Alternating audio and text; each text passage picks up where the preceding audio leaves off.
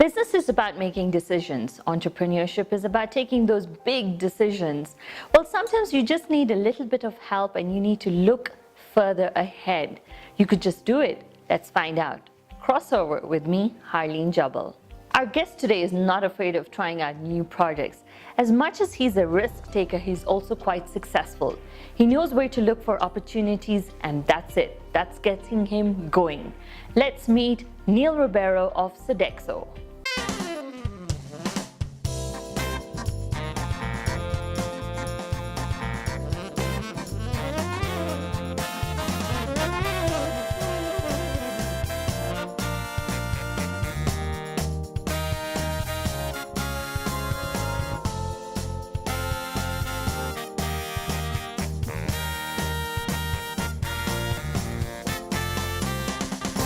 Welcome to the show, Neil. Thank you, Harleen, and thank you for having me. So, Neil, let's begin with who is Sodexo? Okay. So Sodexo is a French company quoted on the French Stock Exchange. Sodexo operates in 80 countries across the world. And you might be surprised to hear that we're actually the 19th largest employer across the world. Yeah. 425,000 employees work for Sodexo. That's huge. It is, yes. Sodexo's got three divisions. On-site services, which is involved in managing facilities across the world. And the division I work for is benefits and rewards.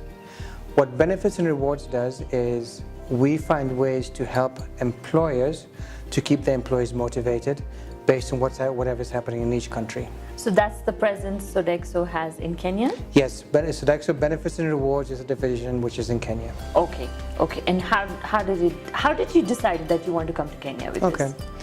So it actually was an opportunity that came about in 2014. Okay. There was a change in the law that allowed employers to go ahead and pay employees 4,000 shillings a month towards meals, and that money would be given to employees tax-free. Okay. Is this mandatory? It's not mandatory. It's just like medical insurance, it's optional. Okay. Okay.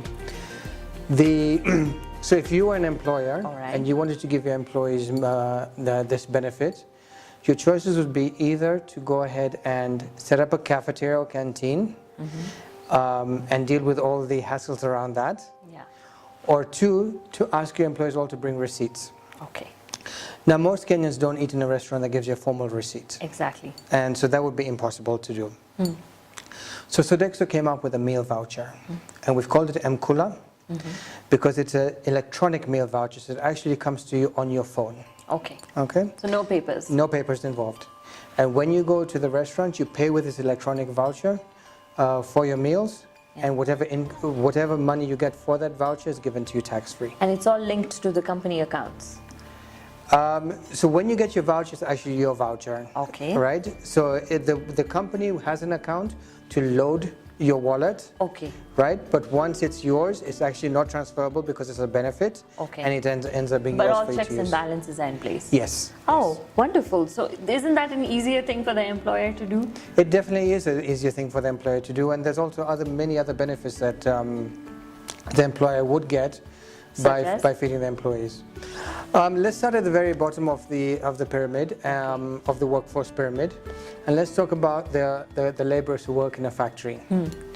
So the average Kenyan worker will eat approximately 300 grams of ugali, 1 cup of sukuma wiki in the evening, a cup of tea, and then mandazi or a chapati in the morning. Harleen, when you take all those calories and add them up, it's only 1,400 calories. Wow. You and I need at least 2,000 calories to have an active lifestyle. Yes. Okay? So you can see that the average Kenyan employee actually just doesn't have enough fuel in order for him to perform at an optimum level. Nutrition is low. Yes. And if we were able to go ahead and give the employee another 1,000 calories to eat at lunchtime, because today they're skipping lunch, you will see an increase in productivity. And we already have 2 companies who are in manufacturing, who have started feeding their employees.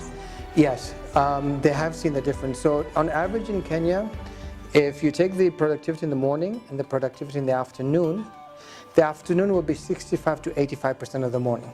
Okay. Okay? Okay. When these two companies started feeding their employees, in the afternoon, the productivity jumped by 10 or 15%. Wow. Yes. So in one of the companies that actually did an ROI, and it's a 900% return on investment in giving the employees lunch. How many employees does the employer need to have to get started? Our smallest company has got 300 employees. Okay. Our biggest company has got 700 employees. Okay, excellent. Well, but because it's a start, because normally there's always complaints of staff being lazy or abusing the food. I mean, I think employers have some issues on that side. So isn't this m-kula option excellent? Yes, because what it does is it prevents the employee, when you give the employee money, you're not sure whether they're going to use it actually for food or for something else. Yes, okay? yes. A couple of other advantages of feeding the employees is when you feed the employee, you get a healthy employee. A healthy employee is going to be sick less often. Yes. Right? So you don't have to deal with all the issues of this person has to come to work, so I need someone to replace them. And plus, the cost of paying that person to stay at home is a cost for the company. Okay. Okay. So you've also got a gift pass. Yes. Tell me more on that one. Okay. How many times have you received a gift voucher and you're like, I never shop at this store, so I'm not sure when I'm going to use it. And by the time you find it in your drawer, it's expired. Exactly. That happens. So the second product that Sodexo is going to come out with is called m-kula. Okay. And it is a gift voucher that will be accepted across a variety of stores. Okay. Okay. Right. So if you get a voucher for, let's say, 10,000 shillings, you can actually go and spend 2,000 shillings on your hair and 2,000 shillings on your shoes and 2,000 shillings to get your car cleaned. So you do more with it. Yeah, so you can use it at multiple locations as opposed to it just being for one place. Yeah. We will launch this product in September in readiness for the Christmas season. Oh, okay. So do you have any major brands signed up, or what's the strategy? We're currently talking to a number of brands. Okay. And we're looking at brands at all levels. So for example, we're talking to one clothes shop where you can actually go and buy clothes for less than 500 shillings. And we're talking to other clothes shop in malls where you can go and buy clothes for 50,000 shillings. So this is going to be a good Christmas. Yeah, and we want it to be, to cut across all segments, so everyone in the organization can find something that suits their needs. So if I want a new smartphone, or at least give someone points through a gift pass, this is the way to go. That's the way to go.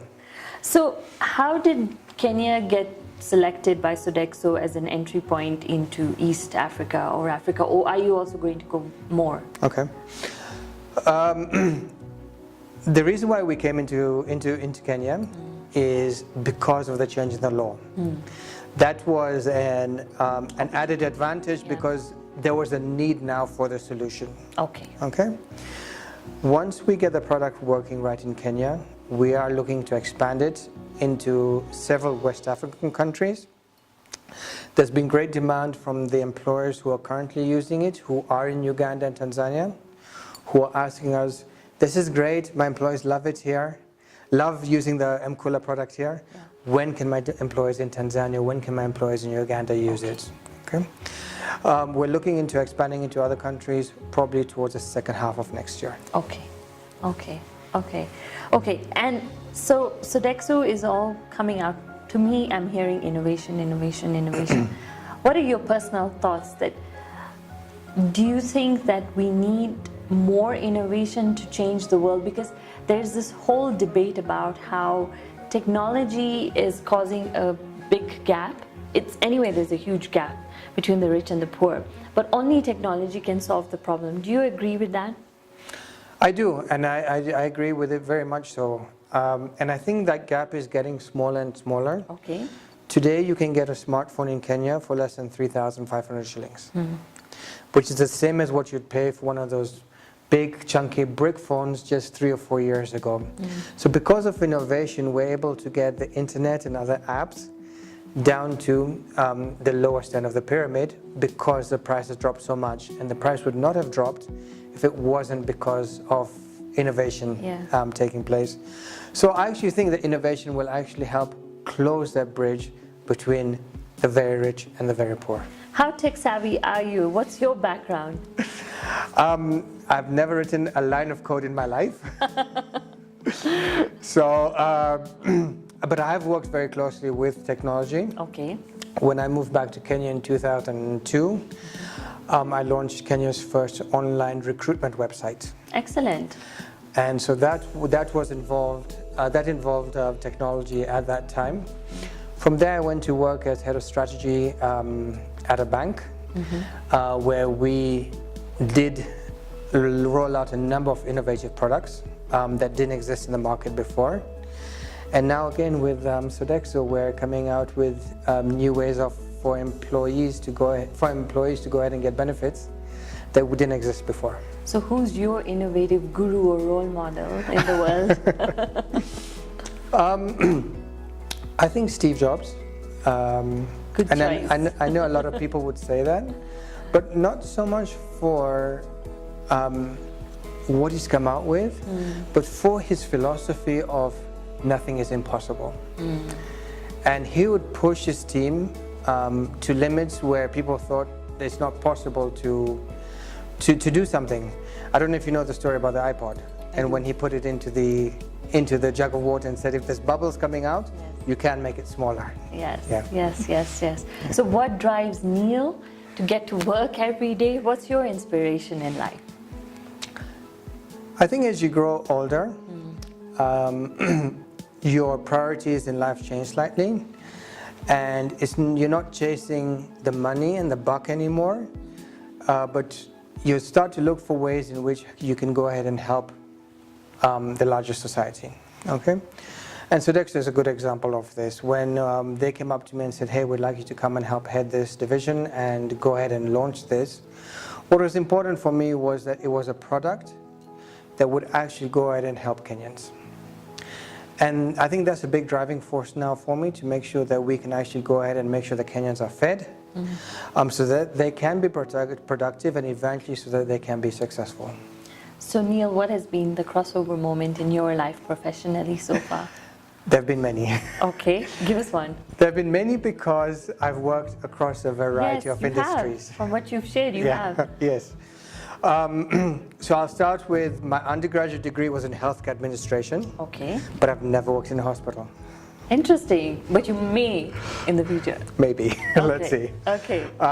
So I think that was the first one where I learned to be adaptive and to be able to cross over and do other things based on opportunities that are available. And probably the biggest one is the last one now, where I've moved into a role where we're actually giving a social benefit back to people, and a change in mindset from trying to drive profit to actually do good. Excellent. Well, I wish you all the very best, Neil. Thank you. And thank you for coming on the show. Thank you. Thank you very much for having me. The A380's first flight was just about 10 years ago. Sometimes you need to wait your turn to get started, but don't wait too long. Maybe you've learned something from hearing today's story. Get to know more. We're all about connecting brands. So make sure you follow us on our Facebook, Twitter, and Instagram pages. Don't forget to subscribe to our YouTube channel.